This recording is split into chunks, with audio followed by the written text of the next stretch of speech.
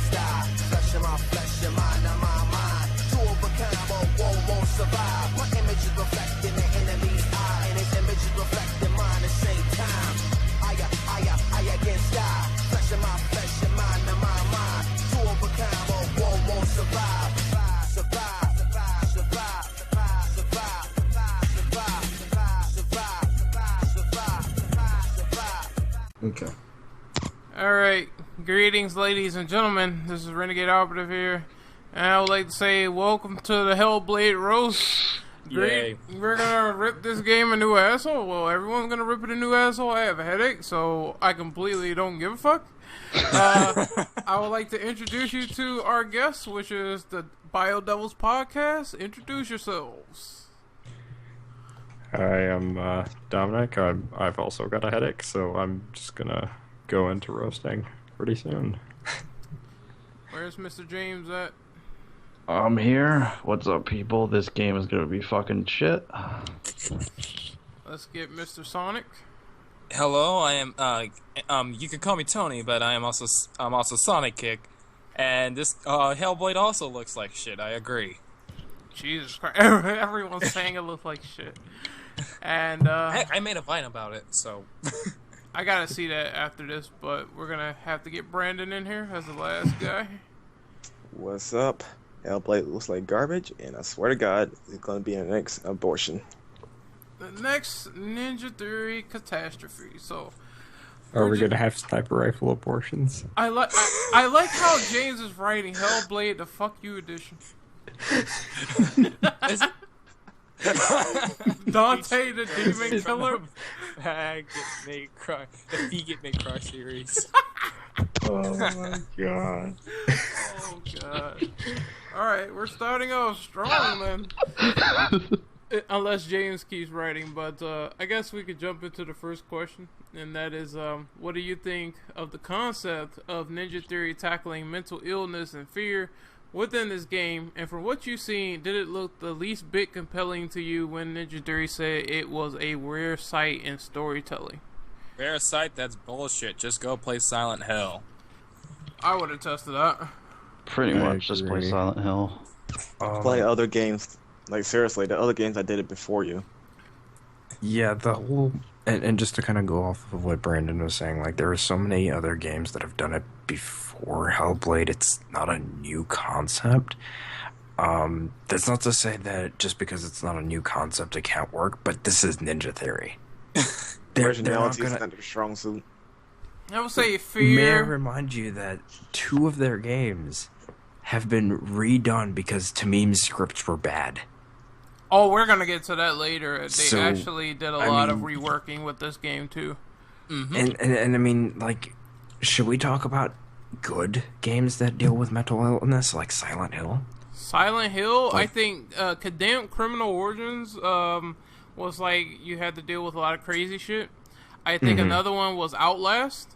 If I'm not too mistaken, was the guy like crazy or insane? I don't know. No, he was going through. He was dealing with crazy people, but no, he wasn't crazy himself.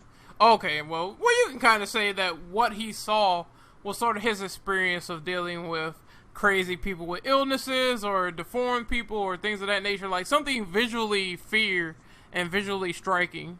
And I think he's that cleverer than me. Yeah, that's for sure. I think that it was done much better than what Ninja Theory is trying to tackle with Hellblade. The thing is also with I'm sorry I interrupted, but the thing is cool. That they were saying that they're gonna get this like they're getting like someone who knows, like they're actually talking with mental illness patients. I don't know how that's gonna work. Like it's good that they're somehow doing their research. But at the same time, this is, like I said, this is Ninja Theory. We are talking about who can end up wasting their resources. Like, wasting, like, how many dollars on DMC? Well, yeah. Alright, here's one considering thing. Couldn't finish the game without Capcom, so... But here's one thing. I read the interviews, I listened to the interviews that Ninja Theory had. One thing they said is this is definitely a budgeted game, so I don't think that money is what they're trying to go for with this title, even though they're calling it an AA title, which makes no sense. You figure it would be big budget when it's not. But another thing that they mentioned is that mental illness, what they're tackling, it's a lot of inspiration coming from books. So Tamim is supposedly sitting his ass down, and he's reading a lot of books, and it's like, I'm getting my inspiration. I'm getting my inspiration from this source and that source, and I think he's just going to put it together into a big mess, which is sort of like DMC was with the whole, everyone's being controlled by demons. This is a they live concept. I don't think there's going to be original in the slightest. Tamim's going to treat those books like they're college books, as in not using them and having to pay for them. So, I do want to point out another game that, like, before we transition, Eternal Darkness, anyone? Oh, yeah, Eternal Darkness. Where, like, you had a sanity meter? What? Like, Tamim, you're not gonna beat that game. No, I think that game even got a sequel, too, on Wii U. I don't think it was that good. Clock Tower games too. They have a sanity meter on that too. Yeah, but or was it? Mm-hmm. But Eternal Darkness, I think that with the gameplay concepts involved and how it fucked with you, where it was supposedly going to delete your save data or wipe the game completely. Mm-hmm. I mean, that's just toying with the fear of the player with what they know with the conventions of video games. I don't think that he's gonna break that fourth wall just yet. Or ever. Yeah, or ever. I guess you could say that. Or ever. So, I guess we can move on to question 2 if anyone else doesn't have anything to input about question 1 anymore. So, what? It's not rare. That's it. It's not rare. That's it. We've seen better games do it. But question 2 is, Hellblade has stated to have 15 people on the development staff working on a AAA exclusive independent title. They also have the concept of offering open development, sharing all assets. Do you feel these ideas will strengthen the development? And one thing I have to clarify before someone answers this is not exclusive. I think I looked it up afterwards, and it's on PC. I don't know about. I don't know about Xbox, but it's coming to PC. So. It's not confirmed for Xbox. Only PC and PS4. PC's coming way later. Yeah, PC and PS4, but what do you guys think of them doing open development, sharing assets to try to make the game better? Huh. I don't know. Like, given the number of people that they have on this, and looking back at some of their past games, DMC more specifically, and how that development cycle went, I don't think this is going to work well. Yeah, I just see negative things about this. Same thing, because, like, you know that DMC had, like, 70, 80 Ninja Theory developers working on it, like 15 Capcom employees working on it, and for some reason, all those 65 people, what happened to the other 65 people? That's my question. I think, wasn't it said that what happened was Ninja Theory was working on the game, they got stumped, and then Capcom had to come in and fix all their problems that they had with DMC. There was they were saying there was like 15 Capcom employees or something like that. Yeah, they were like 15 times more talented than their employees. Yeah. So my question is, if they couldn't get this supposed 65 people along with the people from Capcom and they still had trouble with DMC, then how are they going to finish a full-fledged independent title with only 15 people? It's going to be buggy. It's going to be messy, probably. Yeah, it's going to be buggy, going to be glitchy, going to have graphical problems, it's going to have this and that, yeah.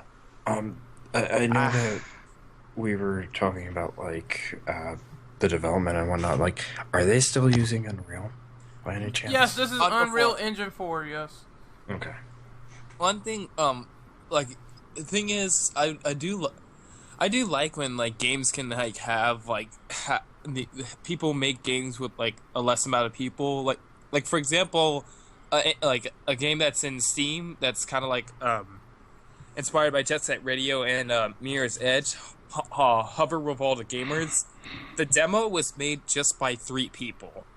But the thing is, those were 3 talented people who make it, and they're constantly been updating it and adding more stuff to Hover as this year has been going by. Yeah, don't get me wrong. I think that having a small development team, I think that it can be possible to make a good game, to make a solid game. Like, look at Mortal Kombat 1, for instance, where it was a very short development team over a very short cycle. But the thing is, even with the people that Ninja Theory had on their development squad, they still managed to release a lackluster product, which was Devil May Cry the reboot. So they're incompetent. They're really not competent. They have many games under, well, not many games, a few games under the belt. Going from Heavenly Sword, or the first game on the Xbox that we don't talk about. Heavenly Sword, Enslave, Devil May Cry, and what else they have? I think Enslaved. it was Enslaved. Yeah, I said Enslave. Yeah, Kung Fu Chaos. And Kung Fu Chaos was before they were even Ninja Theory. Yeah, and they were prior just to them making that game, they were just a company that would go out helping companies like Sony and Capcom, or not Capcom, but just Western companies like Sony, for example, in terms of like finishing products and just ironing out any bugs. Really, they weren't developing games. Yeah.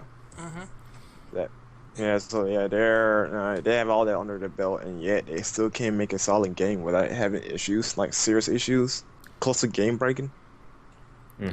Like, nah. There's no way they can take all this and make a full-fledged indie AAA game. Yeah, so it makes me wonder. James, your fault. Yeah, I hear that too. But it makes me wonder what the hell is going to happen if they manage to use just 15 people and that's it, and they really wanted to make this big game bigger than it seems. It's like I don't know how that's going to work, and we're going to work off of what is basically into document like right now, because there's something important that I really want to address in one of these questions, and I think is going to make you guys raise your eyebrows just a little bit. Okay.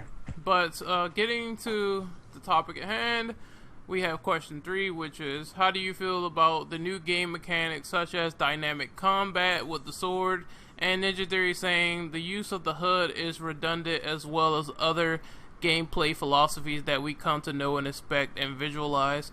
With their philosophy of trying to break away from typical game conventions, how do you think they will innovate? Dynamic combat. Wait. What do it mean is that like taking away the health bar? Like you can't see it? Alright, this is what they said. They said that the stuff that you can see and visualize, they think that that's way too conventional. They think that stuff should be taken away. So there will be no HUD. There will be no indicators. They basically are saying that if you walk in a certain direction and you're going in the right path, the controller will vibrate. Oh my god. What? Yeah. I think if you that's not innovation. I'm sure games did Ghostbusters did that. Ghostbusters did the video game. Well, not in, like, the vibration, but, like, they removed the HUD, but, like, they made your health, like, on the Proton Pack, it displayed your health and stuff like that. You know, Dead Space did that, too, with the health bar on the spine. Also, I had to make a little disclaimer. James said that he had to zip it up, so I guess I will be speaking on his behalf for the last part of each question. He's basically saying that what will Ninja Theory know that is conventional, that's not innovative either. Okay. But go ahead, Dom. I was gonna say, like, we've seen games in the past not have a HUD, and some really great games that don't have a HUD. The issue is that, again, this is Ninja Theory. They're not gonna be able to pull it off given their past games and works. I just don't see how they're gonna do this well. Not to mention that, and we'll of course, we'll talk about this later with the camera. I really don't feel like the combat is suited for this game, just given that we have like a really close-up camera that doesn't work well for something like this. I would agree to every extent of that. Like, we're gonna get on the camera later, but them removing HUDs and them saying that things aren't conventional.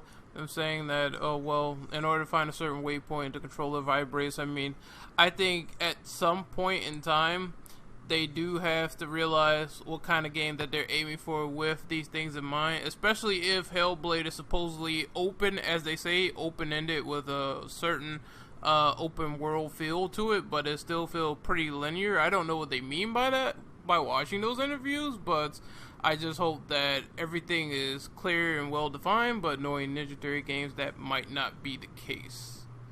As for dynamic combat, they said that they have some sort of extra source in the code where everything will have dynamic moves to them and no moves will feel different. Now, I believe that's total bullshit. I think that they're going to have some limit somewhere, especially if it's an independent game. There is no such thing as unlimited. And there's no such thing as unlimited. There's got to be a line somewhere. There's got to be a finished part of the code somewhere. They can't just sit here and tell me, well, you know what? This lady here that we have on screen, she's going to do like 1 million moves, and it's going to be totally awesome, guys. It's going to be something you've never seen before.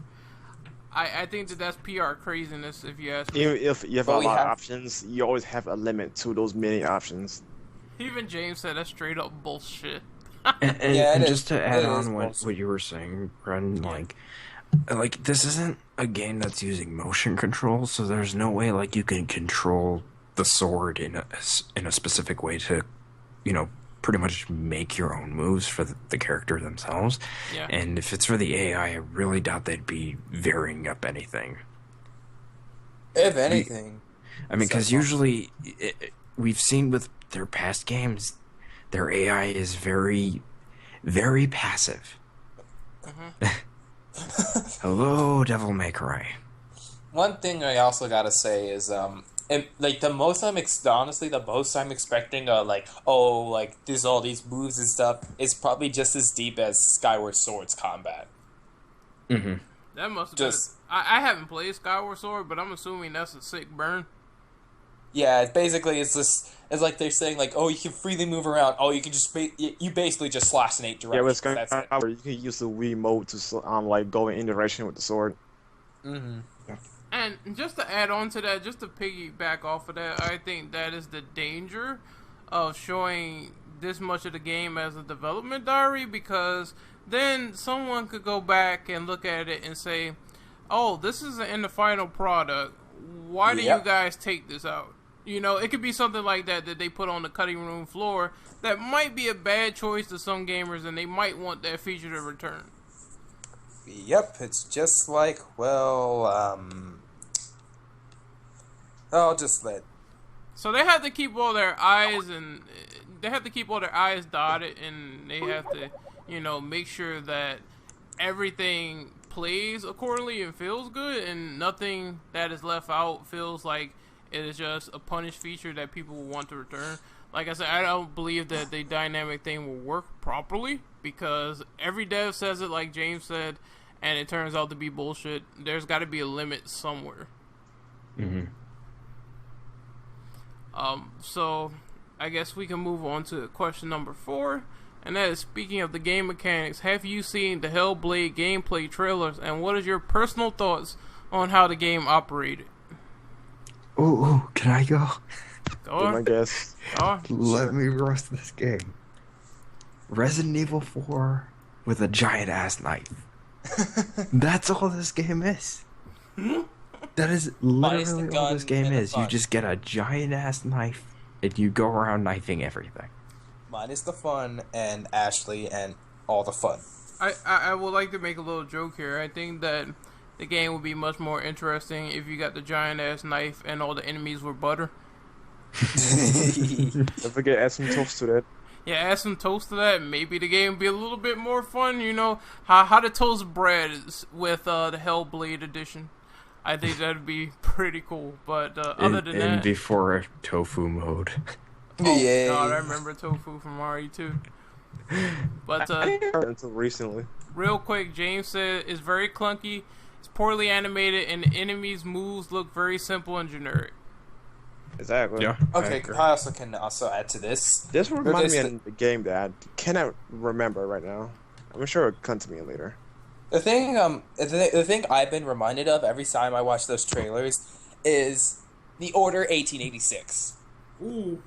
Oh. That it looks really good, but it's just, at the end of the day, it's something that's really generic. At least The Order actually looks good though, unlike Hellblade. Order actually looks good, unlike Hellblade, but like the Hellblade thing is, tries. They try with their they put the whole we have this ambient lighting and we really made the game get spruced up in Unreal Engine 4, but at the same time it's like it might come off like that, but some of the animations seem very wonky, and I question that frame rate because as you can see from all the trailers that you see, all the stuff that they've been flaunting around about gameplay, none of them is in 60 FPS so far from what I see in the videos. None of them. 0. So, I don't think that this game is going to run at 60 frames per second, in my honest opinion. it'll probably like run at 60 frames per second, like Definitive Edition. To add on to that, like, in this day and age, we see a lot of launch trailers for games, and usually if they don't come out with a 60 FPS version, because that is an option now, that usually means it's not going to be running at 60 frames. Yeah, if they have to, because they did this with DMC, they did this where people were asking them constantly. They just wanted to know this one question of a hack and slash being in 60 FPS, and Ninja Theory just did not want to provide that answer, as well as Capcom. And then when it came out, it was 30 FPS garbage. So I don't think unless you had it on PC, which was 60 FPS. Yeah, unless you got it on PC, but still, that means that the console took a hit. It couldn't perform that standard that is standard with hack and slash games. And I feel that the camera, like I said, we'll talk about the camera later, but what James said, where the character takes up like 75% of the screen in the hack and slash, where it's vital to see shit, I don't get how that's going to work. It's just going to be one enemy. It's just... Yeah, one enemy at a time. Plus, you got to do all this block, step back, block, like, stab. From what I've seen... boring. Exactly. It looks boring. Like, it's just like block... It's like, what's that game? Infinity Blade. Just cinematic. If I wanted to really fire shots, I would say that Assassin's Creed looks like it has better combat. Yep. Well, it does. Yep. This takes effort, Assassin's Creed. Oh my Assassin's Creed is more sophisticated. Well, it I'm is in this still case. pissed off about that. I am too, but I'm glad we got the chance to Wake cover me that up in the last... inside. Yeah, wake me up inside. I can't wake up. But, I don't really like how it's being operated currently at the moment. I am curious to see what else will they show, or will they introduce the whole... Cinema. Will they introduce anything outside the whole one enemy mechanic? Like, will they put in multiple enemies? But I fucking doubt it, so that's what I have to say about it. It's kind of subpar from what I've seen. So, we're going to move on to question 5, which is, what do you think of the initial theme that was created for the game in the midst of Norse mythology? What theme is that? I'm indifferent. I'm indifferent too. Yeah, I think... Oh, go ahead, Don. go ahead. Oh, no, I was going to quickly say, they said that the main inspiration for the main characters and the theme, they said that they were going for this whole Viking appeal, Norse mythology stuff, so that's how it all looks, and that's how it looks integrated. This whole setting here confuses me greatly. Mm-hmm. This thing is about hell, right? It's called a Hellblade, but there's nothing showing or focuses around hell. And the main thing is mental illness, and now the main thing is they want to go for this whole Viking look, so I'm just guessing it's a weird mismatch of everything. Yeah, it's conflicting with everything. I mean, what is Heavenly Sword per se? Is it a spell sword that is heavenly? I guess you can. I guess in a sense you can kind of say they deal with a lot of angelic themes, light against dark. They had that whole appeal going, especially near the end of the game. It reminds me of God of War, but at least it had something that was consistent. It wasn't all over the place when they got to the point of DMC where you're in these nightclubs and they have these neon fucking levels, and it's like, I thought I was supposed to be a demon killer. What is this shit? I just want to kind of add on to that. Like, a lot of people thought that Hellblade initially, before they started showing off the gameplay for it, it was going to be a sequel to Heavenly Sword because of the title. Yeah, I thought so too. Yeah, me too. I think the title for a game like this is really important, and of course we'll talk about that later with one of the later questions. But like, I just don't think that it fits. Like the setting is fine. I don't think that's really an issue. It's just the title and the whole mental illness theme just does not fit. Yeah, especially when you're going with especially when you're going with like Norse mythology, like with the Vikings and stuff like that. I don't think mental illness will fit in that period. It's like trying to conquer the Great Depression in 1855. Yeah.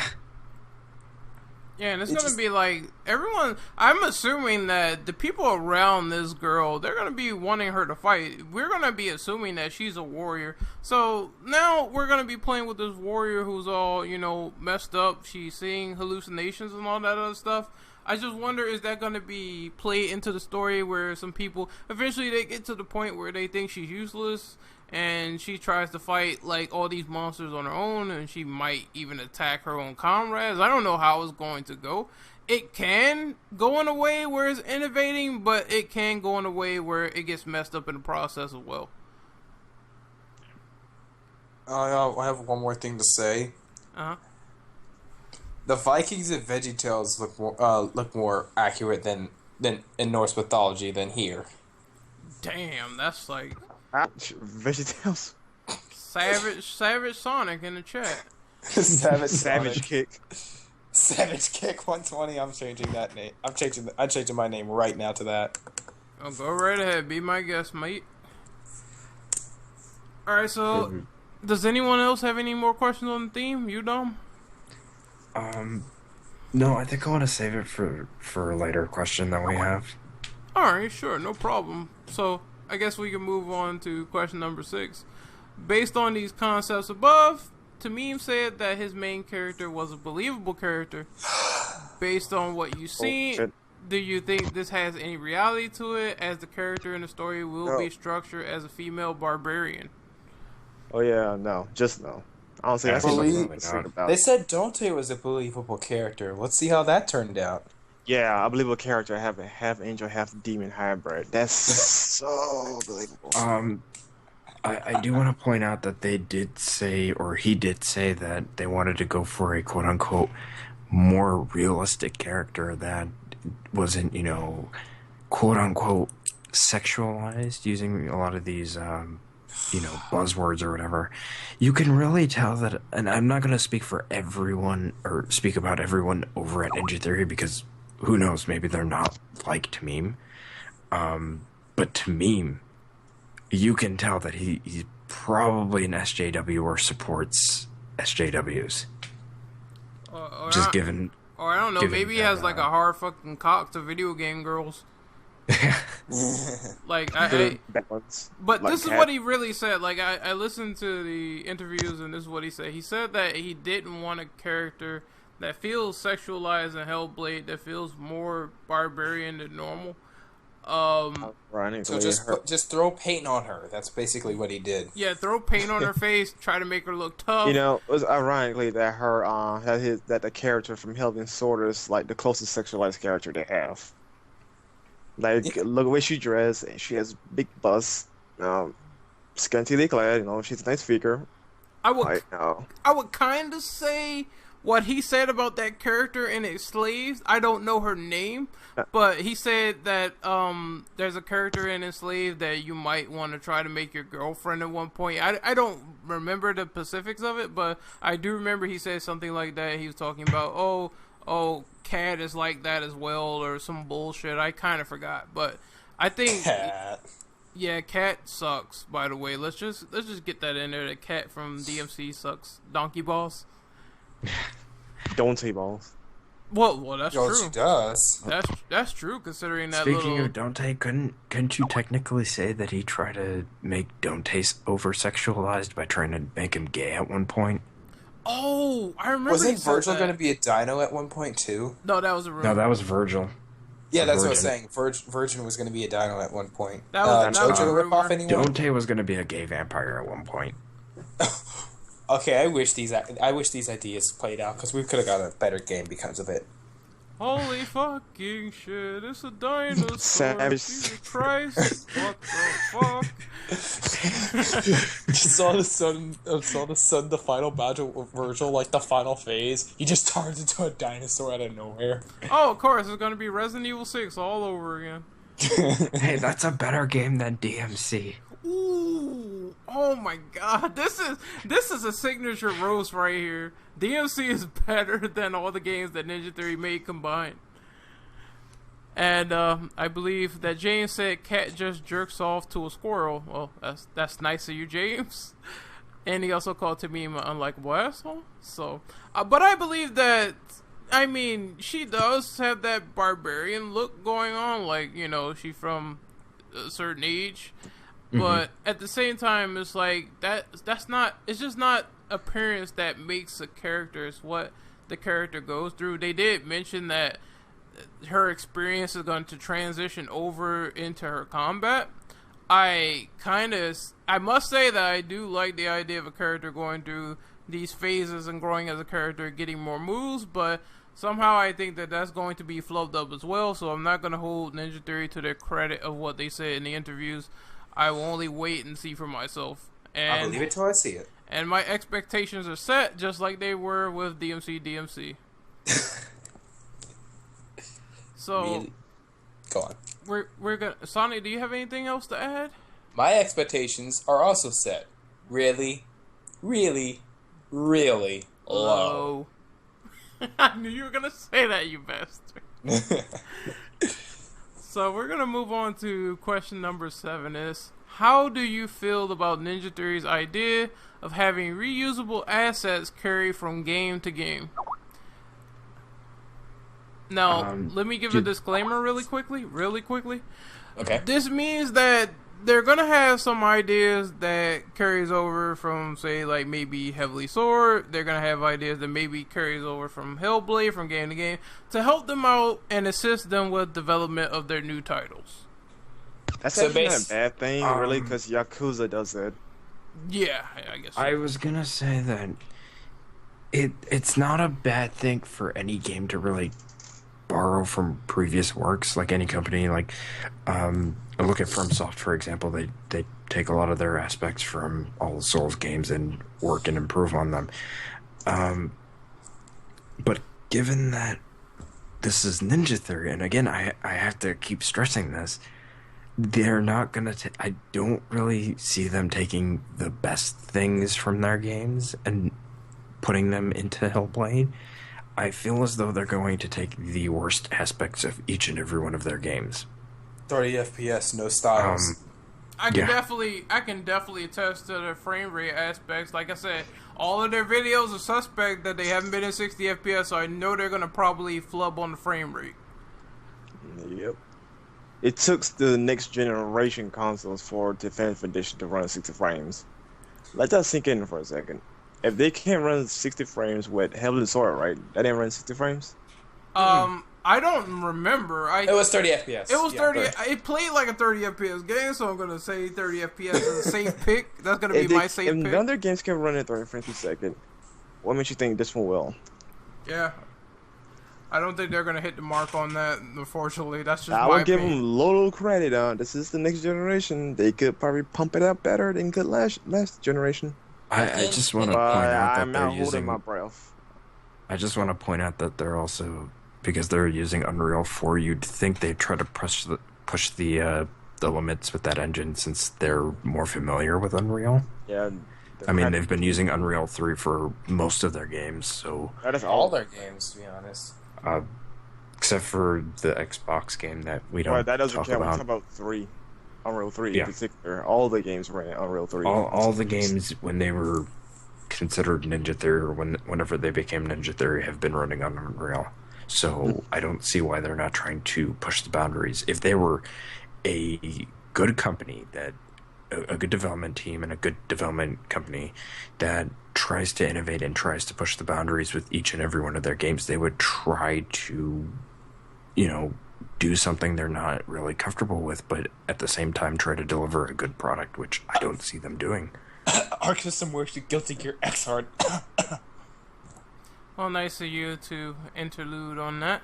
But I must say that I seen what the Unreal 4 engine can do, and one of the things that I seen very recently was Final Fantasy VII Remake. Now, that looks gorgeous. Now, I'm not even going to put Ninja Theory and Square Enix into the same basket because we already know that's probably a more talented team than Ninja Theory, but that engine right there goes to show you that good games can be made with it.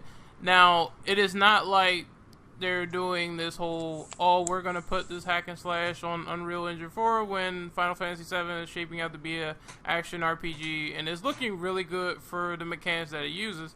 But I just think that with how slow the game operates, it's not going to be appeasing to the eye, especially if you have to fight just one enemy and that's it. I think that when it comes to graphics and all the things that matter, and with the 15 people on board, it's good that they're getting open feedback, but at the same time, it's a lot of targets that I'm wondering, will they hit or not? Mm-hmm. Here's my only complaint with Unreal in general. Now, well, not in general, let's say 4.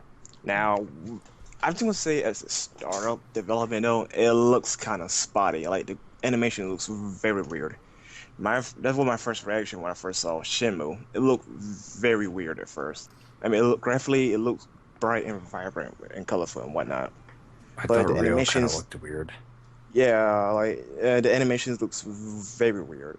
Like it looks kind of choppy in some areas. It does, but you have to give it some sort of credit. Most of those games that they have, like most of those games you listed that they have, they either just started development and they've been making updates to them. Like Shenmue is looking just a tad bit better after they showed the new screenshots on their Kickstarter page. So I think there is room for improvement with this engine, but to be honest, and this is just my opinion, I would rather prefer something more stable. I would like to see maybe they could use some aspects from like Capcom or something, where they Capcom want to give out MT Framework. MT Framework. Yeah, MT Framework I think was just the greatest for hack and slash games, like bar none. But or any game for that matter. Or the stuff that Platinum does, where they make these in-house engines and they just fix them up really good. And even if they have games that are on short deadlines, it holds up really well in terms of performance, like Transformers and Metal Gear Rising, all perfect, 60 frames per second, just godliness. Beautiful. Yeah, also, beautiful. Also, to go back a little bit too about the early stage development, Street Fighter V is a perfect example of that. Like one trailer before, you see how it looked when the first trailer came out, right? Yeah. I think about maybe 2 or 3 trailers later, it looked completely different from what it originally was. Like, that was a big improvement on Capcom's part. So, they know what they're doing with the engine. Square Enix, at first... Hold on, Anthony. At first, I didn't notice that Final Fantasy was running on the Unreal 4. That was a big shock in my system. Yeah. So, yeah, I ain't saying it's a bad engine, though, but when it comes to starting point or certain games, it looks choppy or unstable. Yeah, so we're really going to have to see what they can improve. I think Hellblade is coming out next year, if I'm not too mistaken. I'm not sure when it comes out. I think it is 2016. Are you gonna say anything? Other than that, I think the other game that utilized Unreal 4 was Hatred. And while that one thing that was also I felt a little things that there was problems with that game, as in like it wasn't well optimized for the PC, and that like some of the physics were nice, but like most of the animations were choppy and stuff like that. So like we just got to see what else people can do in Unreal 4. But with Ninja Theory, I don't know what they're gonna do with it, to be honest. I think it's just a testament of trying to wait and see what they can do with it, what can come out with it. I have low hopes for Ninja Theory, don't get me wrong, but I think when it comes to other games that utilize that engine, like Final Fantasy Remake, I think a lot of things could be done with it. Or Kingdom Hearts 3. Oh yeah, Kingdom Hearts 3. I think Kingdom Hearts 3 is using it too. It is. It looks really good though. Yep. And also, I guess I can answer what James said. He said that Ninja Theory is lazy as fuck. That's because they aren't skilled or talented enough, nor do they have the funds. So that little extra burn in there, that extra roast from James. So I guess we can move on to question number 8. and it is, how do you think of the Resident Evil 4 style camera for hack and slash of this caliber? To add on to this, they mentioned that they could not afford the luxury of a free roaming camera like DMC Devil May Cry, so the idea was ultimately scrapped.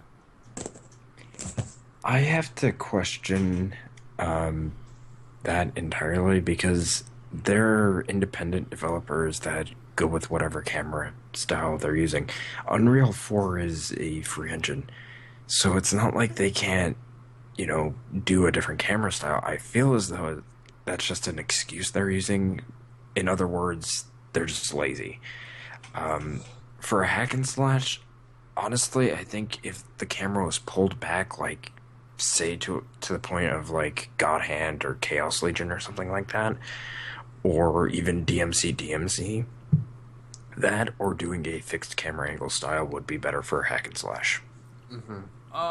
I would kind of have to say that, yeah, I do think it's kind of an excuse, because I just think that for Hellblade, it's the safe pick for them not to bleed money, even if that is their excuse. Like, they said, oh, we spent these thousands and thousands of dollars on motion capture and all this bullshit. I think that because they made that studio with the whole Hollywood mocap structure, it cost them a lot more money than it was worth, and it kind of crippled them in a sense. So they have to make something that's sort of a safe pick that they don't have to spend money on. And unfortunately, I think that the camera system is going to suffer because of that decision. Okay, I got a question. Does the camera really take up a lot of money? Like, how does, I don't understand development works exactly. Because if it really takes up that much money, then like, I'm just shocked, really. They just said that they could not do it because of budgetary reasons, and they also said something to the effect of I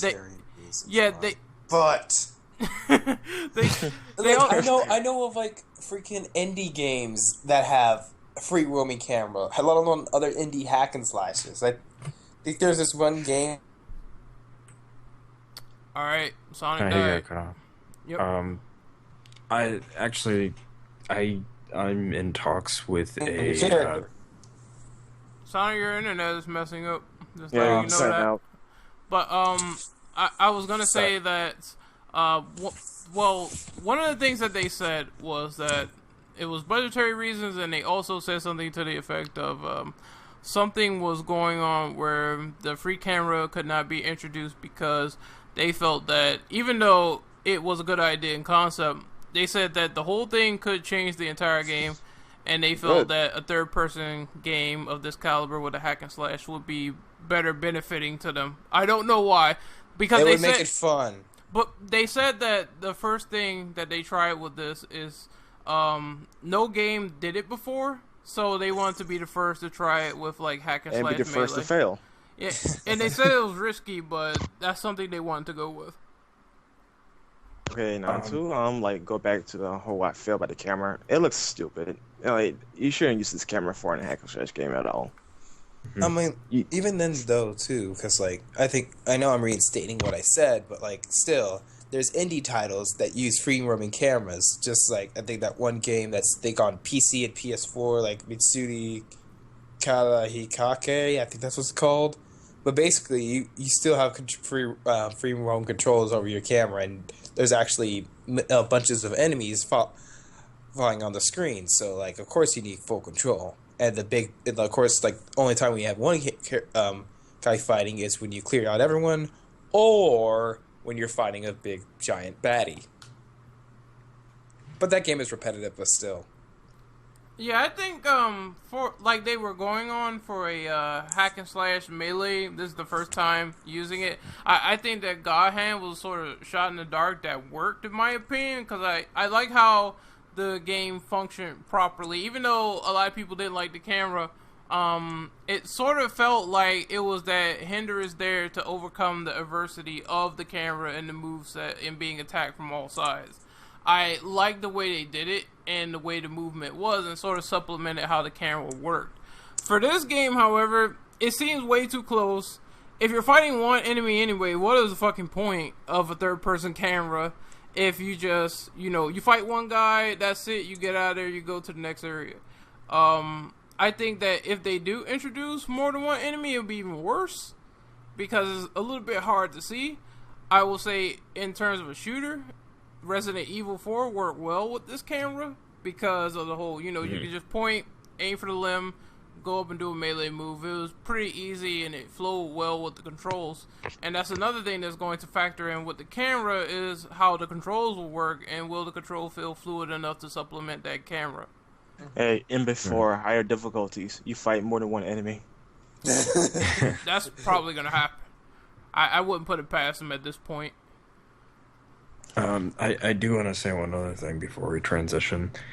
I've been speaking with 2 independent developers who are making their own spiritual successors to classic Resident Evil, and given that they're using fixed camera angles, I don't really see how that's an issue for Ninja Theory, given that if 2 independent developers can do it, and at the moment they don't have the funds to, or they don't have any funds for the games at the moment, what makes you think that Ninja Theory can? I believe to answer that question, I believe that what might be bugging them also is deadlines. Because if it is coming to the point where they know they have to get this game out next year, it's going to be like, boom, they have to hassle to get the game out. Now, I think that that's a bad idea if they're thinking like that, because that could lead to sort of a rush product. And I think that will overall hurt the game even more. So, and give them bigger problems than they wanted. Like, imagine the game was going to be bad if they finish it completely. Imagine having a half game and come out even worse. Yeah, exactly. I can't debunk the argument that there are some people actually looking forward to this game. So for them to say we're going to shit out a product just because we have to meet deadlines and we can't fix things like the camera or basic ideas, then that's just going to hurt the game even more and be a thorn in their side than any good. Or just leave it out in the open and have it infested with bugs. Yeah, that could happen. I mean, if they don't do playtest properly, that could happen. One other thing, I have a feeling that PC modders are probably going to pull back that camera as soon as they get their hands on it. Of course. Yep. That's going to probably make the game better. That'd probably make the game better. Don't be surprised if you have that mod come out and then there be people like, oh well, now the game is even more better and tolerable because PC players actually went in there and fixed PC Master Race. Yeah, PC Master Race. Yeah, I mean, it's either going to lead up to, here's Hellblade Definitive Edition or Ninja Theory, which I doubt they would patch the game because, I mean, given that Definitive Edition only got one patch to fix one bug, I doubt they would actually go in, patch something like that in, or even credit the I thought it got 2. the modders. I thought it got 2 patches. Because, the other one was just patch. For anti-aliasing. I think that was the only other one. But that's just it. Just one patch. One patch to fix the round trip glitch. That was it. What's DMC? Yeah, DMC. Definitive Edition only got one patch. That's interesting. But maybe if it's the anti-aliasing in that patch, but oh well. But James said basically it's the worst idea for a camera ever. Perfect. We're moving on to, let me see, question number... Oh, well, let me see for a second. Question number 9. Forgive me, like I said, I have a headache, so... Number 9 already? Yeah, we're on number 9 already. I have a headache, so if I lose train of thought or if something occurs where it's like I get stuck on something, that's why, because my head hurts. But number 9 says, to add further to the gameplay, Ninja Theory explained that the fluidity of input should be clear and precise and displayed, especially in games like God Hand, Virtua Fighter, and Street Fighter 4, and they showed these games on screen. Given the nature of Hellblade's combat being slow and sluggish, are these games even comparable? No. What was the question again? I wasn't paying attention. Alright, basically, let me summarize this. They were talking about games like God Hand, Virtua Fighter, Street Fighter 4. They were showing them on screen. They were saying that the fluidity of the input should be important, clear, and precise. Now, given that we've seen the combat of Hellblade and is slow and sluggish, and those other games like Street Fighter 4 requires precise inputs, especially if they are simple, do you think these games are even comparable to what they were showing from the Capcom camp? The thing is, no, man, no. We compare games from. Oh wait, let me go for a second. All right. We compare games from Capcom, who was known for fighters, beat 'em ups or hack and slash or whatever type of games. They're known for fluid gameplay for most of the games, right? Mm-hmm. Or majority, whatever. Why you would compare yourself to them? Like, you are the evidence is there itself. Ninja Theory cannot make fluid games. All the games, for the most part, are sluggish when it comes to controls. I think part of them looks up to Capcom. That's why they showed those videos. My thing is also unless they're using inspiration, that's one thing. But when you trying to compare yourself to them, no. Those games in their animation have fluid animation, and you can also in some of those games you can actually cancel out of your animation to do another move. Like for example, in Street Fighter, like where you cancel out a few moves just go into another combo and things like that. I don't really focus resets. Combo resets too. So yeah, or like Devil May Cry, where you have jump canceling. I mean, it's a lot of complex stuff going on in Capcom games, and they require a lot of complex input and concentration. So for Ninja Theory to say, "Oh, we're gonna have this on screen, and maybe this will be very important. Maybe we can see if we can try to match this," I think is absolutely fucking hilarious, considering how Hellblade's combat is slow and sluggish. Yeah, I agree. And just to kind of go off of what you were saying earlier, Ren, I honestly think that after DMC,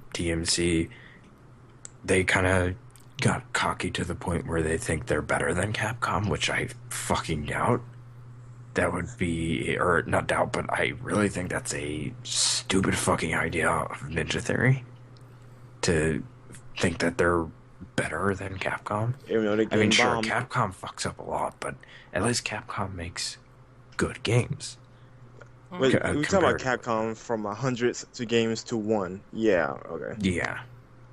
And they have a lot more franchises, so, I mean, compare that with what you will, but they have a lot more complex stuff inside of their games, compared to something like, oh, well, it's an over-the-shoulder Resident Evil 4 with the sword, that's it. Here's my thing. The thing is, the one game they should have shown on screen for it to be accurate to the gameplay, and if it's going to be a fighting game, would be Fighting Street Fighter 1. I don't know why that's making me laugh, but my god, this is killing me. Oh man, yeah, Street Fighter 1, the very slow and sluggish thing that, you know, you can just tell that game was a beta for what was coming in the future. It's like they had the fundamentals set, but at the same time, a lot of people say the original Street Fighter wasn't that great to begin with. It was all about Street Fighter 2 anyway. Yeah, because they made Final Fight, and then they made Street Fighter 2. Yup. Exactly. I would say that they will have a lot to learn and a lot to do before they get games to be on that level of being fast and fluid. I think that they have a lot to show, and they need to impress us, because I'm telling you guys, that 30 FPS DMC, it hurt them more than it helped. Yep. So, we're gonna... Wait, did I answer what James said about this?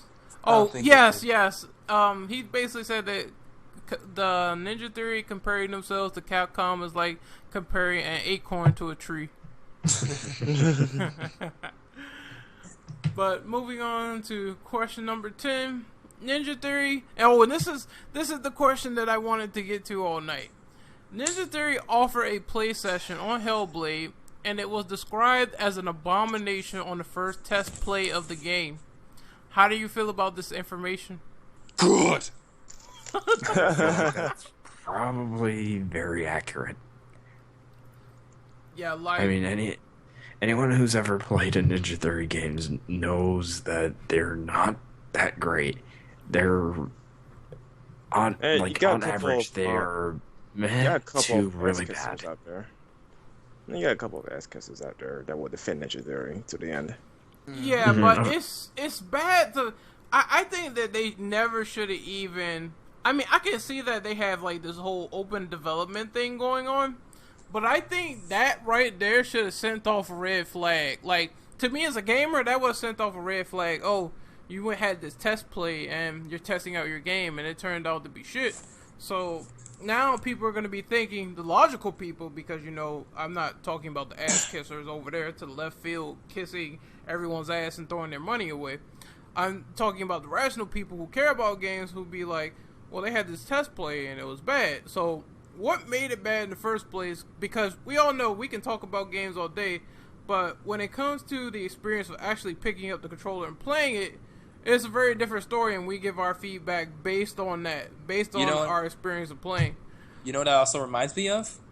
Yeah. When people gave Pro Jared shit for talking shit about Sonic Boom Rise of Lyric, and like when he played it at E3 and he was saying, "Hey, this game is bad. This actually when I played this is bad." It's like, and they're like, "Oh no, Jerry, you don't know what you're talking about," and we all know what happened there. That's why I'm saying the ass kissers can sit over on left field for all I care.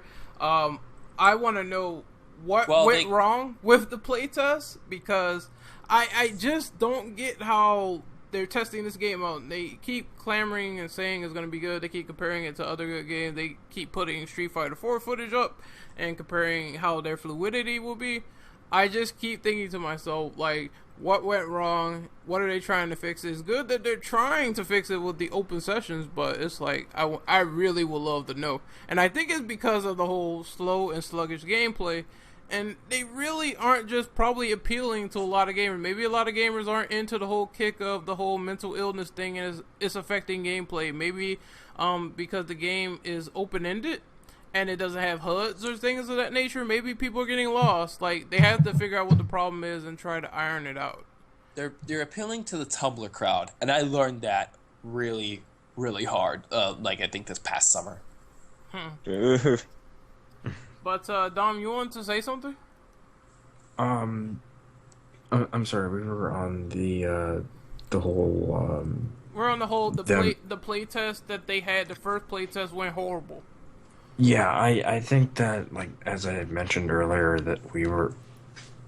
I think that's pretty obvious. It's like a pretty obvious sign that you should avoid the game. Yeah. And I mean, and like I said earlier, given that Ninja Theory's games are on average meh to really poor, I don't think that this is a good sign. James said that's a big fucking surprise. It's Ninja Theory, is to be expected. Mm-hmm. Alright, the straight savagery about this, but yeah, I mean, I hope the feedback that they're getting is helping them change it. If not, then like I said, I can see this being another abomination as described from the original playtesters themselves. Mm-hmm. So, we're going to move to question number 11. Looking back at DMC's teaser trailer and some of his concept art, do you feel as though DMC should have been called Hellblade? And that's from Dom himself. Yep. And I've left the concept art here on the Skype chat, so for those of you who haven't seen it, you can take a look at those. There's only 5 or 6 concept art. We look back at DMC and it's just like, well, Dante was locked up in some like mental institute in the first teaser. He looked like he was having like some kind of like PTSD flashback or something like that, or like he had some kind of mental issues going on in that original teaser trailer. And then you look at this concept art and it's like, wait, shouldn't that have been called Hellblade? Wouldn't that make more sense to call it? No, I agree. The whole concept around what the original teaser DMC was match up better than what we got now with Hellblade. What we got now should have been the first DMC game. In fact, they might as well change the title completely. Do not call it Devil May Cry. Do not call it Hellblade. Come on, something different. Yeah, I kind of agree with. I kind of agree with that not being called DMC, and I kind of think that the role should have been reversed. Like, I think that Hellblade should have been their first prototype game into hack and slash games, and then I think that they should have took the DMC reboot, put it on next gen, spruced it up a lot, and then given it their all, not call it DMC, and I think that it would have had a much bigger audience, especially if... Ooh, excuse me. Sorry. Bless you. But especially if Tamim didn't open his big mouth and talk all the shit he did on Twitter, I think the game would have had a bigger audience. Mm-hmm. Yeah, the PR really killed the game. And you know what's funny? You don't hear Tamim open his mouth at all during the development of Hellblade, besides some of the stupid stuff he was saying. Like what the thing he said like a couple of months ago? Developers should what, make games more realistic or something like that? Yeah, developers should like be tackling more serious titles or serious issues or something like that. Yeah, of course. More serious issues. You want to talk about the fucking slurm monster and Dante saying "fuck you" to each other like little prepubescent children? You want to talk about the abortion babies? Abortion demon baby? Sniper rifle abortion 360 no scope. Yeah, good shot, Virgil. Pa-poom. And then, like, he pulls off headshots from all the other guys. Yeah. But yeah, like, you don't hear Timmy open his mouth, so I think he learned his lesson about DMC. He just took, everyone just took a zipper and went... And then they threw it in the trash. Yeah, threw it in the trash. So... I just want to know if you guys took a look at that concept art, by the way, that I did. I've seen it before. Chat. I saw it. In your video. Explaining it to the YouTube world, it looks very dark and mysterious. You know, there's stuff like some laboratory-esque, scenes or whatever. And it looks like very, just straight up messed up. Like somebody's getting experimented on. It doesn't even look like it belongs in a Devil May Cry game, but they took it out.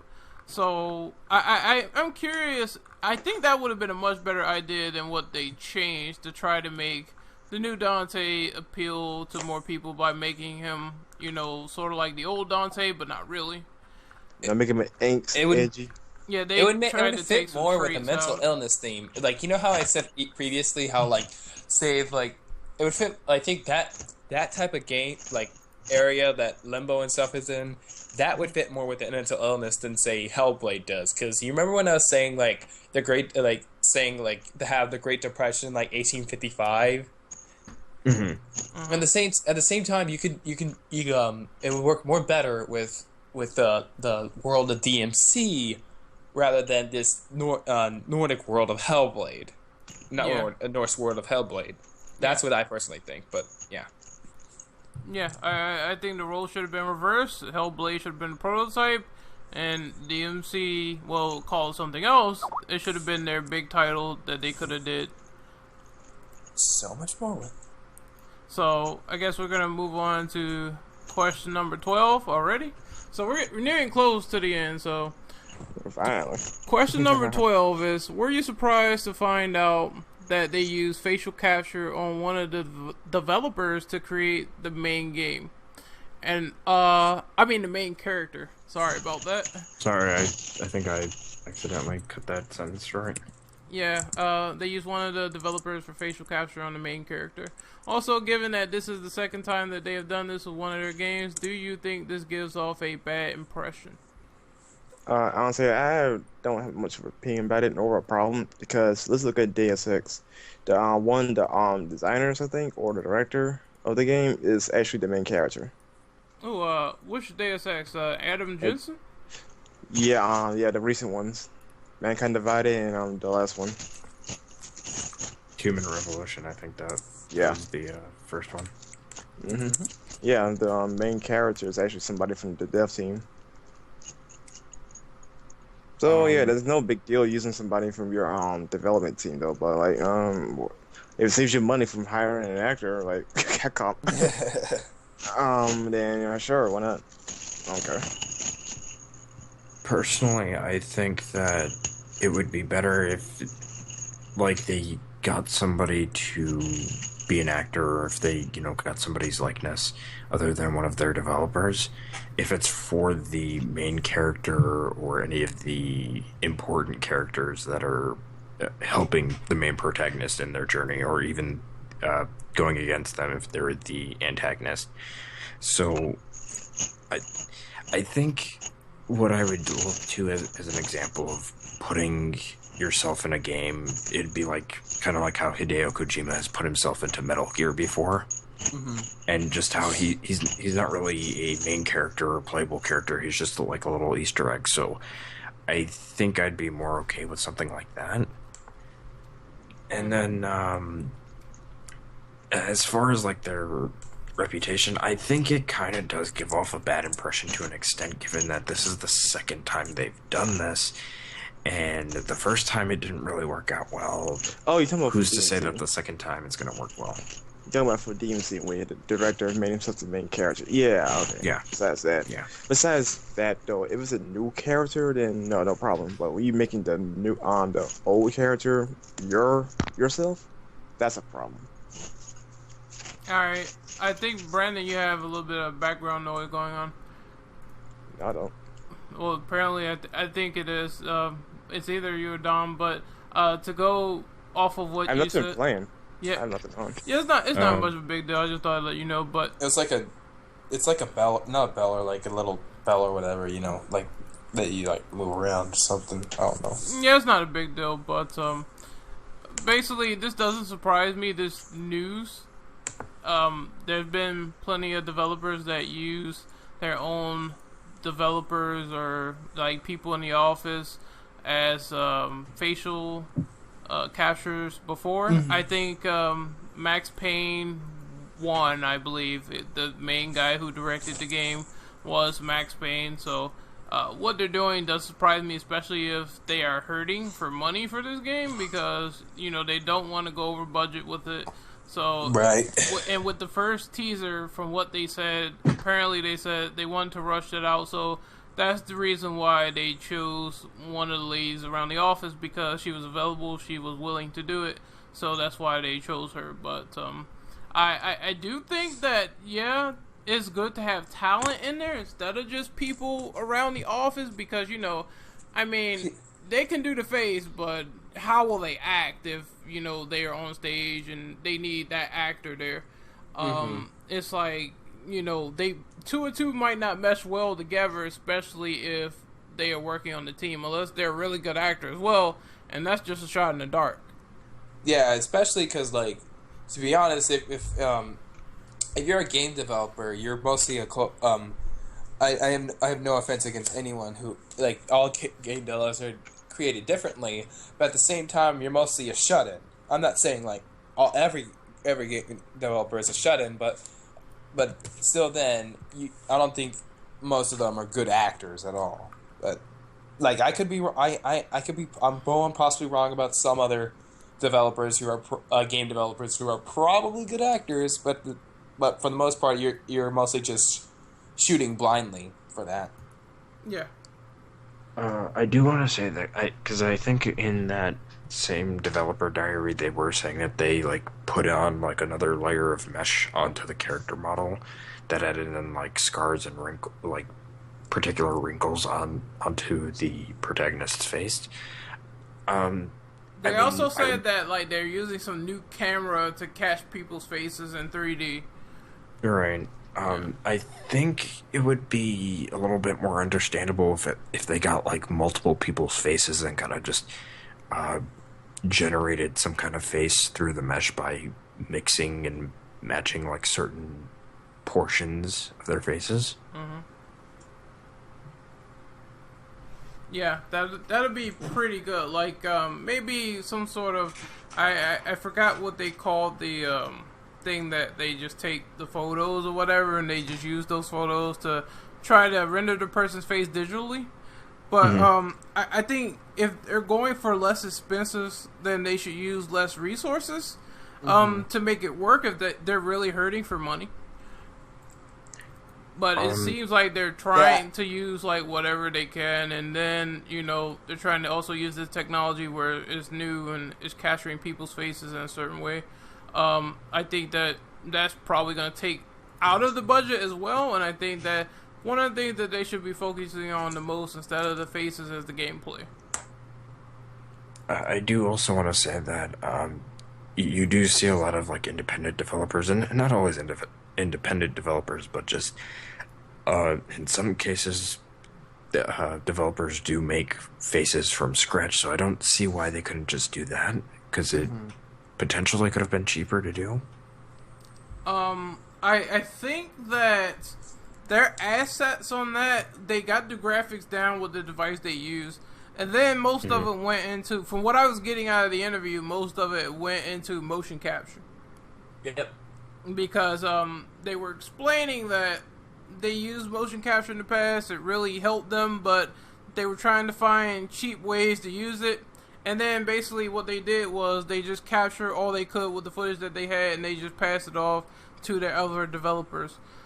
So I believe that's what they're doing. They're using this phase to capture the faces, they're using the motion capture, and then they just give it off to the person in question so they can finish it up and make it look good in the game.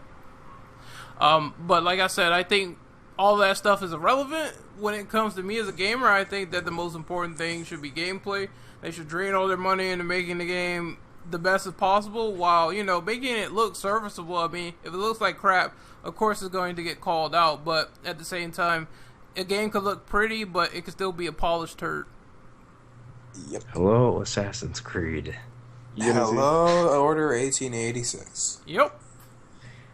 Pretty much, like that is my philosophy. You can have the prettiest game out there, but if it plays like a piece of shit, then that's what I'm going to call it. I'm just going to say it's a pretty piece of shit.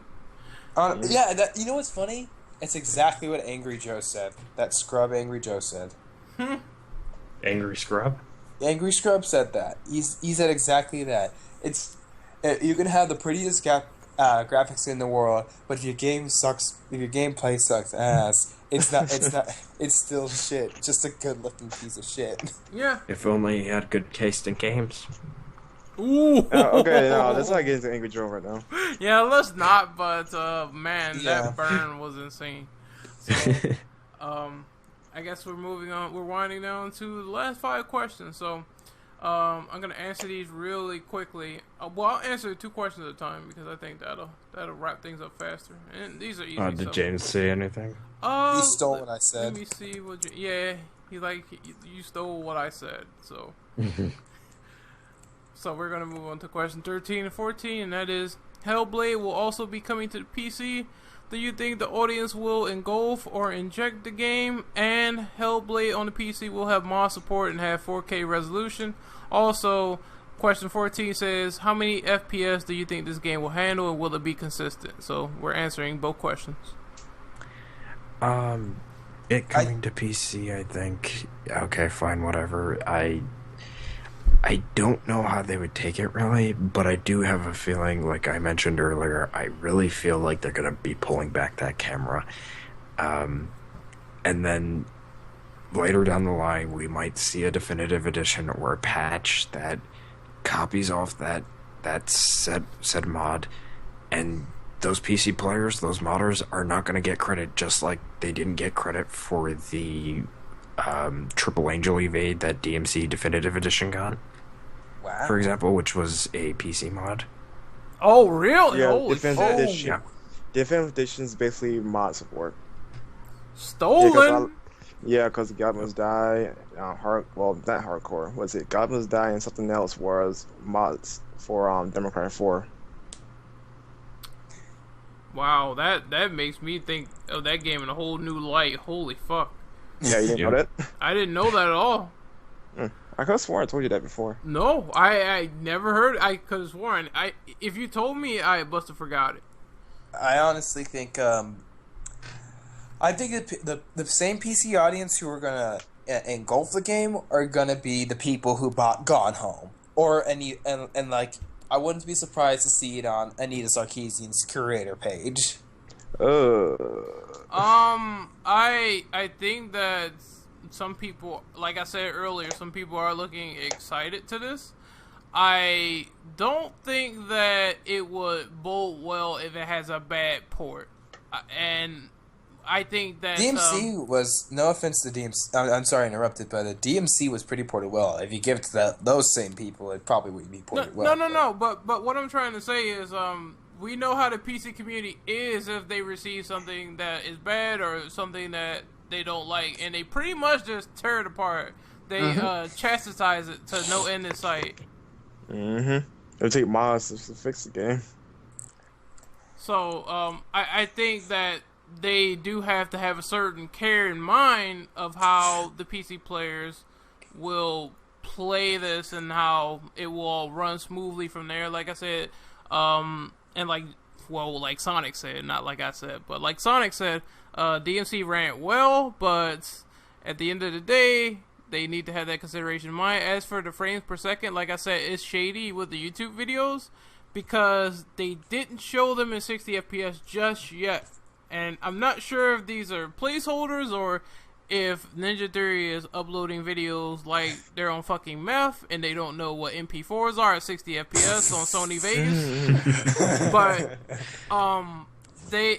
that's just making me wonder and get curious about it. That are they gonna have it at 30 FPS or not? I don't think that it's gonna handle it at all.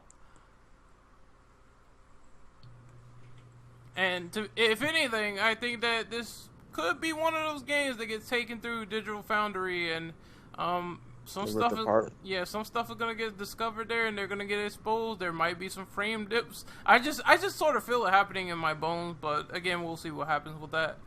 Didn't that happen with DMC? DMC, they found things like lock-on in the code. Yeah. And whatnot. I don't remember. I don't remember, but if it's exposed as such, I'm sure so that the modders, either the modders or Digital Foundry, is going to find out eventually, and then the game is just going to be torn apart just for that. Because if it's one thing that gamers don't like, they don't like the reduction of features or things taken out for the sake of being taken out, and then they discover why the fuck is this in here, and then the company turns around, oh, this is going to be DLC in about 2 months from now. Buy our product, Resident Evil 5 co-op on the PC. Revelations 2 on the PC. Every Capcom game on PC. Hey, what's local co-op, guys? Not every game on PC. We don't know what local co-op is, and then the fans put it back in, and you get blocked from Twitter for doing it. Yep. So, James said it will not be consistent. And he said, it wouldn't be consistent. He says he doubts that it'll hold a stable FPS, either 60 or 30. So he's going savage. This will probably be like 20 FPS to him. I agree, though. Is it gonna be like Odor? Is it gonna be like Odor 1886, 24 frames per second? That wasn't even. No, Dom. This Odor smells like 1886. Get it right. So, we're gonna go to question 15. After all these things Ninja Theory has done in the past, will you be giving Hellblade a try if there is a playable demo? Well, if it's a demo, then yes. If I'm buying it, no. I feel the same way. Thing is, I don't own a PS4, but if I say I'm at GameStop, I know Dom don't go to GameStop, but if I'm at GameStop and I see a demo for it, I'll give it a try, and yeah.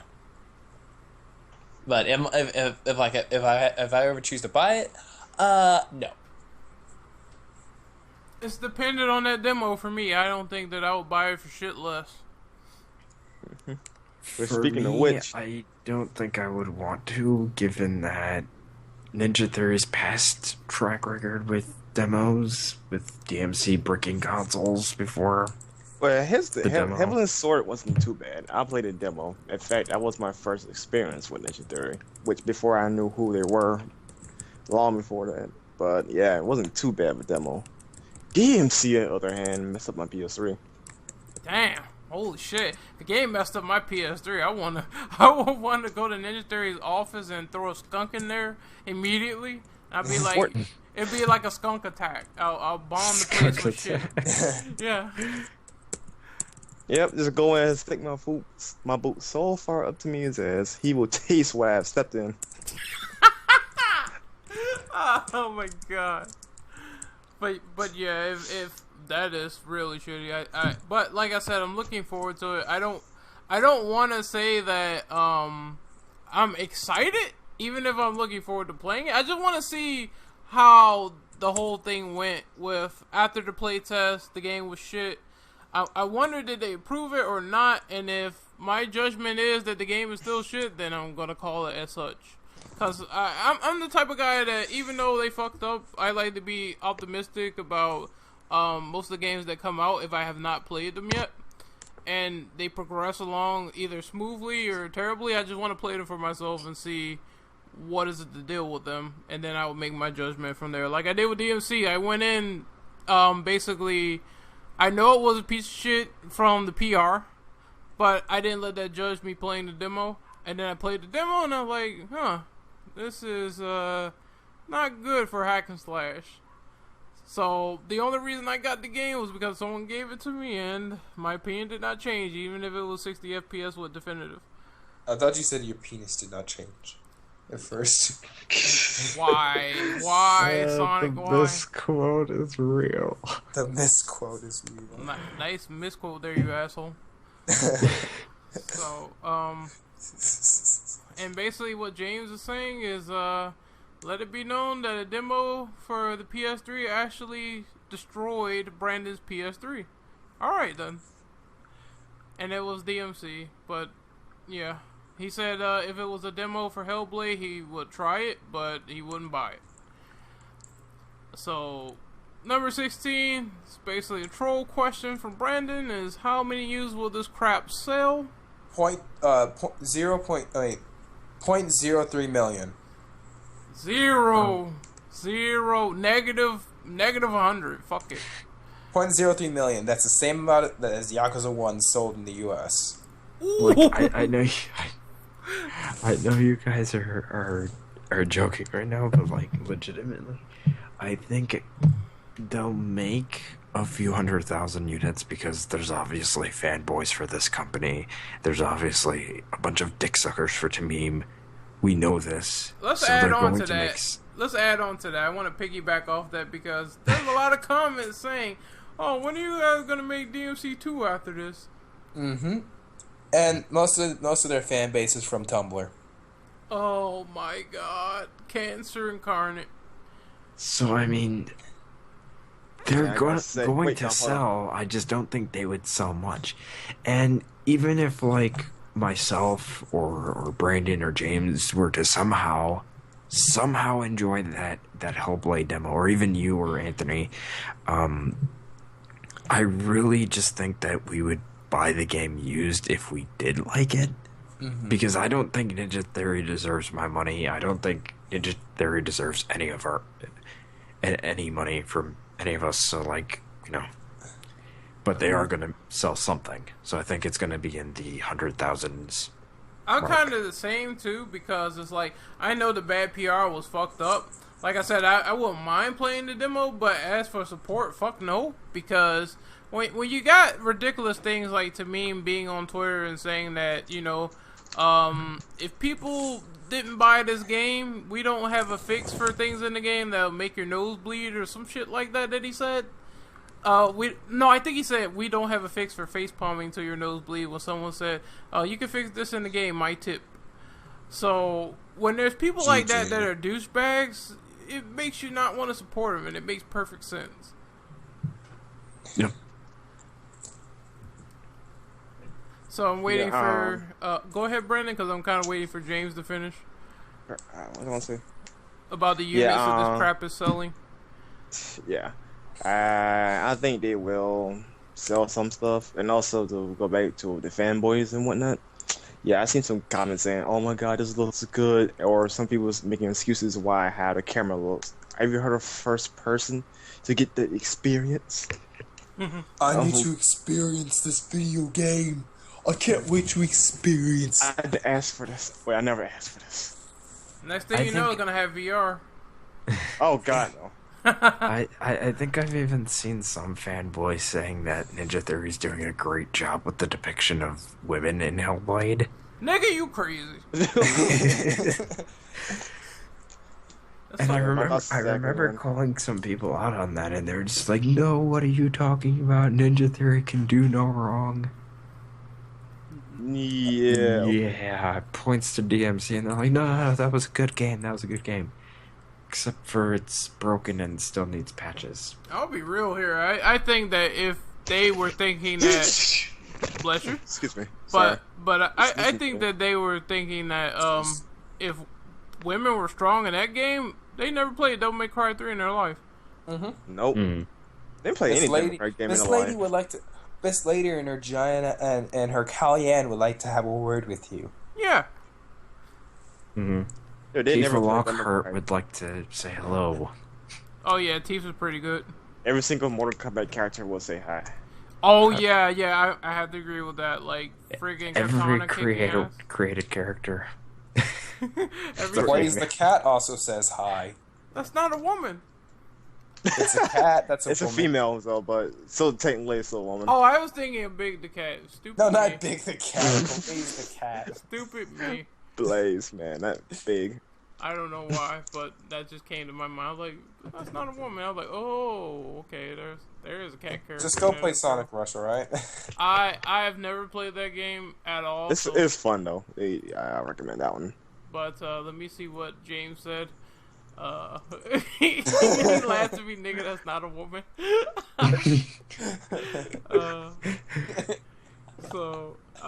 But he said it might break a few 100,000, but nothing impressive.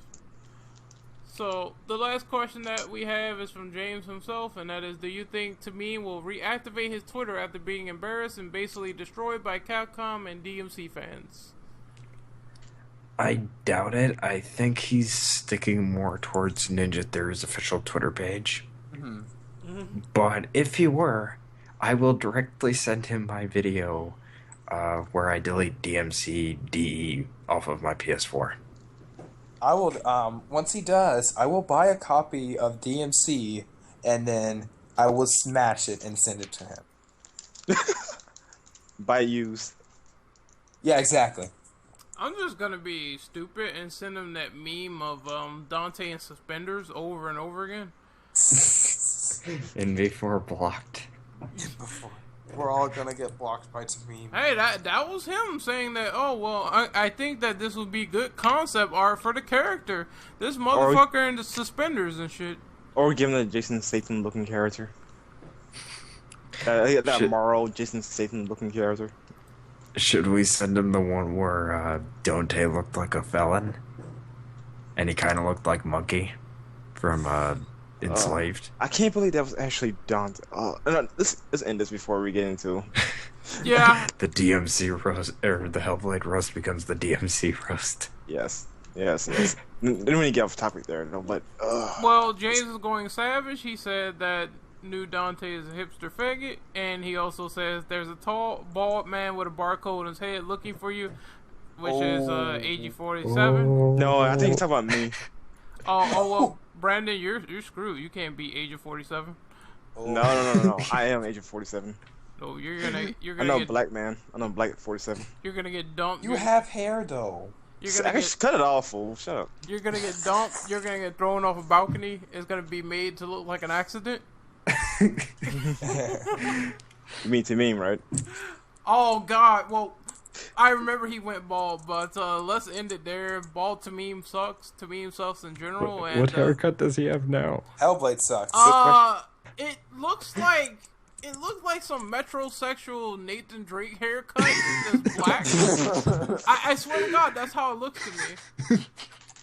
And it just looks like he's sort of balding in the back, and he's trying to raise the back like a pompadour, but it's really not. It's so weird. Just give him a fedora, and he can be euphoric all he wants. I remember at You one should point, go back to the Dante haircut. Oh, and I saw another interview of him. Like, he has his hair. It's so stupid. It's like, he has his hair slicked back, like he's CM Punk, and then he has it in a bun in the back. What is he? Oh, he's rocking the man bun. He's rocking the man. James said it's a top knot. But he changes his hair, and he's like almost 50 years old. It's so fucking weird. It's like, he's 50 years old? I don't know how old he is, but that's how he looks to me. but he looks like one of those people that are like, oh, I'm one of the cool kids. I want to fit in. I'm too old for this shit. That's what he reminds me of. So, Hipster, vegan. yeah, I think that's good enough. This was one good and intelligent roast. I really liked it. We're violent roast. One violent roast because of James, although he can't talk right now. But he's with us in spirit now. So we're gonna sign off. I had fun with you guys. We definitely gotta do another one next week. Is going to be amazing because it's going to be all about us talking about our history with Platinum Games. Huzzah! Yep. I cannot wait for that. Woo! That one's gonna be fun. That's gonna be fun too. Yep, all Platinum Games is going to be described in the episodic discussion for next week. We're going to talk about our experiences with them, the games that we're looking forward to that they are making, and the rumor games that they have coming up, which is pretty surprising. I mean, to me, it's just like Vince had to say it, Platinum Games is on fire. I truly believe that concept. They got their hands in the pot with everything, and everything is turning out to be really great. So, super hot. Also, when we talk about Mad World. Yo, it's history with Platinum Games. Of course we are. Anarchy I would Reigns too. argue with Platinum, they're like the new Capcom. Everything they come out with turns out to be good. And before they pull a DMC. Anarchy Reigns too. Dude, imagine if they fucking got their hands on Devil May Cry. Holy shit. I don't know. Honestly, I would rather Itsuno do Devil May Cry. Okay, I look, would, but wait, just imagine a collaboration with them and Capcom or so. I'd be fucking off my rocker. Let Platinum Games do the gameplay, let Itsuno do the story and whatnot. That would be lit. Holy shit. Like Should we just end it here and just save it for next week? Yeah, we should save it for next week. So, this is Renegade Operative signing off. This is me. I thought this recording already stopped. No, it didn't stop just yet. This is me with the Bio Devils podcast. We're going to talk about Platinum Games. We're going to have a lot of fun. And we will see you guys on YouTube land the next time. Peace out, everyone. See ya. See ya. Weebs.